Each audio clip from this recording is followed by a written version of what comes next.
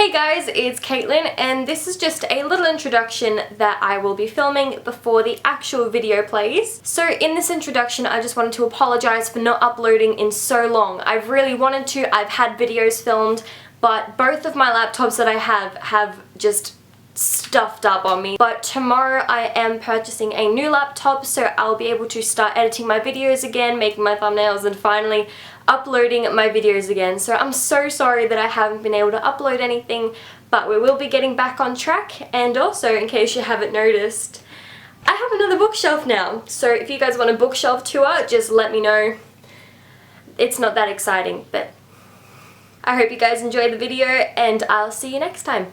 I feel like I wear this turtleneck in like every single video, but we're just gonna go with it today. You see, I was just planning to wear like a nice shirt today because yesterday it was 38 degrees and now today it's 18 and raining all day. Go Melbourne weather. So hey guys, it's Caitlin. I'm back with another video. Sorry it's been so irregular, but I'm just adjusting to starting year 12 and getting over exam period, and I'm just getting some of my free time back. So I'll definitely be uploading more regularly, and I'm gonna be doing another book haul. So I have this massive box of books right here, plus 3 on top that didn't come with it.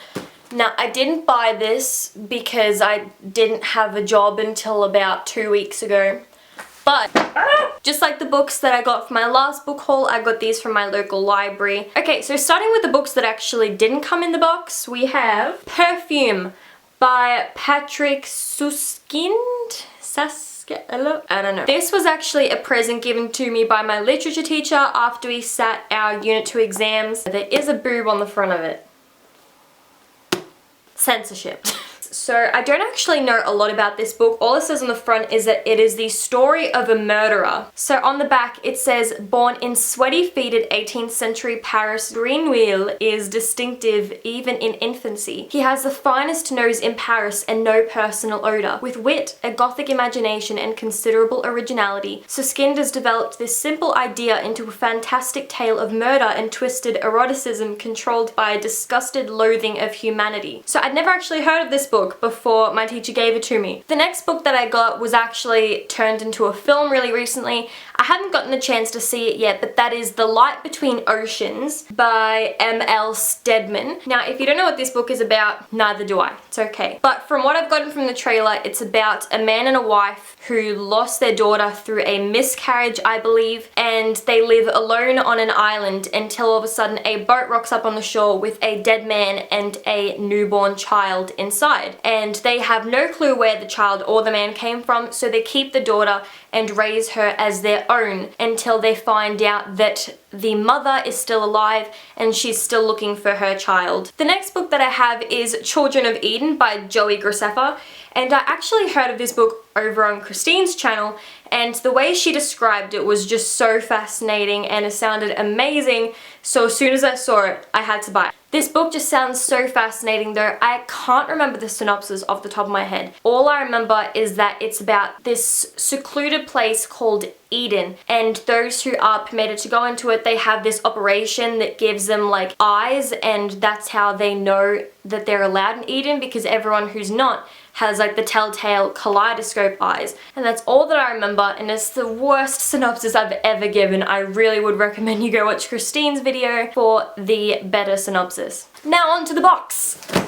So the first book that I have in here is Breaking the Rules by Katie McGarry. This is the sequel to Pushing the Limits. I don't know how many books there are in this series. All I know is that I've heard so much about Katie McGarry, and a couple of my friends have actually read her books and they've said that they're absolutely amazing. So as soon as this was up for grabs, I just put it in there. It's not the prettiest cover that's out there, but it's still beautiful. It's what's inside that counts, right guys? The next book is Heaven by Alexandra Adornetto. This is the third book in the Halo trilogy. Ever since watching BookTube and seeing a lot of people do reviews on this series, I do want to give it another go considering I didn't actually give the first one much of a go at all. Third one from the Magical Box of Books is Splintered by A.G. Howard. This is an Alice in Wonderland retelling. So I'm just going to read the synopsis because I don't actually know what this book is about. If you've been watching some of my former videos, you know that I prefer to go into books blind. But when doing book hauls, I do prefer to give a bit of a synopsis for you guys so that if you want to go out and pick up the books for yourselves, then you can go ahead and do that. So the back of this one says, Alyssa Gardner hears the thoughts of plants and animals. She hides her delusions for now, but she knows her fate. She will end up like her mother, in an institution. Madness has run in her family ever since her great-great-great-grandmother Alice Liddell told Lewis Carroll her strange dreams, inspiring his classic Alice's Adventures in Wonderland. But perhaps she's not mad, and perhaps Carroll's stories aren't as whimsical as they first seem. To break the curse of insanity, Alyssa must go down the rabbit hole and right the wrongs of Wonderland. So that just sounds really interesting. I know that this is a trilogy so far. I don't actually know if there are any more books coming out. Oh my god, I took so many books, I feel terrible. The next book that I got, I've never actually heard of it, but I read the blurb and I was so fascinated. It's Way Down Dark by J.P. Smythe, and this book is actually a fictional novel set in Australia, and I've never read a fictional novel that has been set in my own country before. So far what I know about this book, which isn't a lot, is that the main protagonist, Chan, his ancestors left a dying Earth hundreds of years ago in search of finding a new home, but they never found one,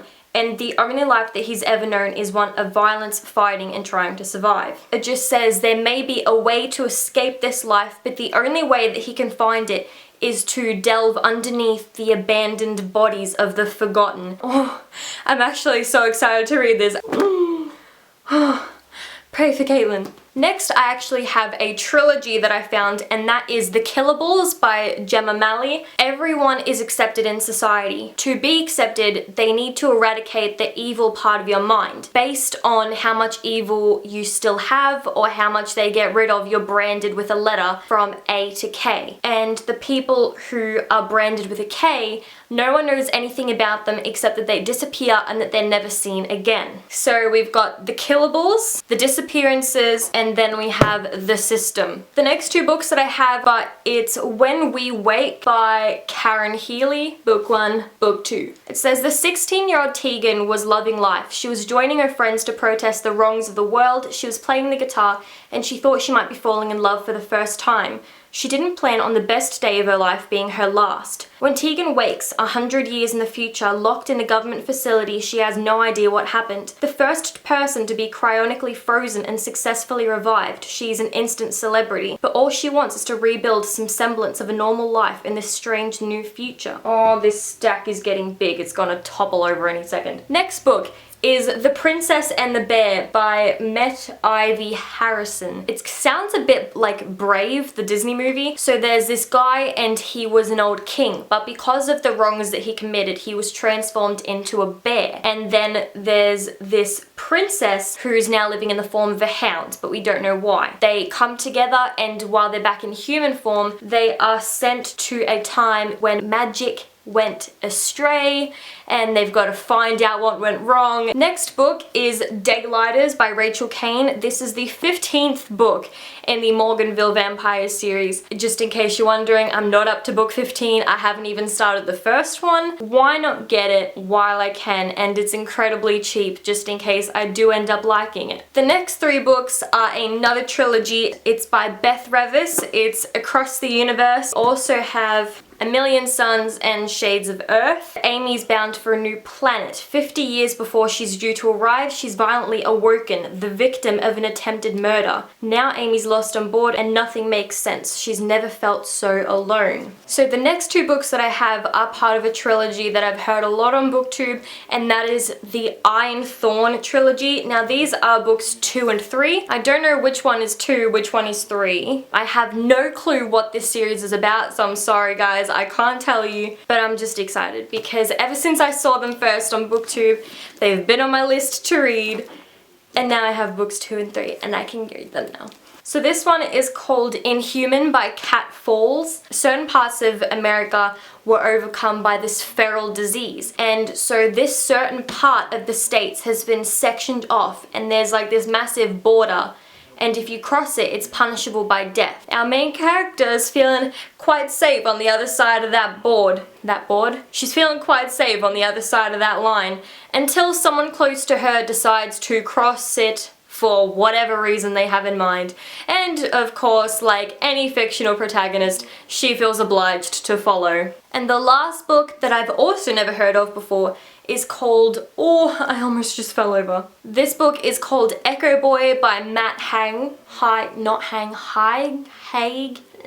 something along those lines. Whoa, this book is really bright compared to my face. So what I got from this book is that there are two types of people. There's like the humans, and then there's the echoes. So one of our main characters, Audrey, she's a human and she's just living life, she's all good, but she doesn't like the echoes. And the fact that she acts like a human is what makes her different to them, because the echoes are just supposed to be like robots. They're eerie, they're mindless, they don't feel any kind of emotion whatsoever. But then we have our other character, Daniel. And Daniel is an echo, but he feels emotions because he feels something similar to love for Audrey. So something's gonna happen here. And what I really liked about this one, because I just opened the first couple pages to see what was going on, is that it starts off like this. It says Audrey mind log 427, and it sounds so cool. The whole book is written in the kind of font that you get when you type it on a computer.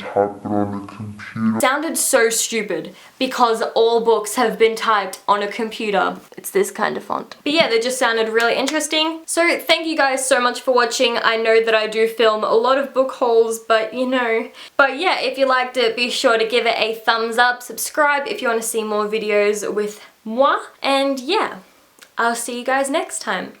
Now I'm going to try and pick this up for a thumbnail. Wish me luck.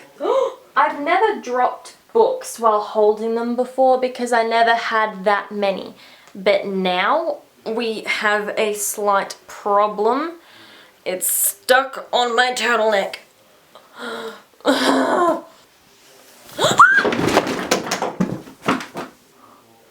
It knocked over my can of soft drink. Damn it. Maybe we won't do that.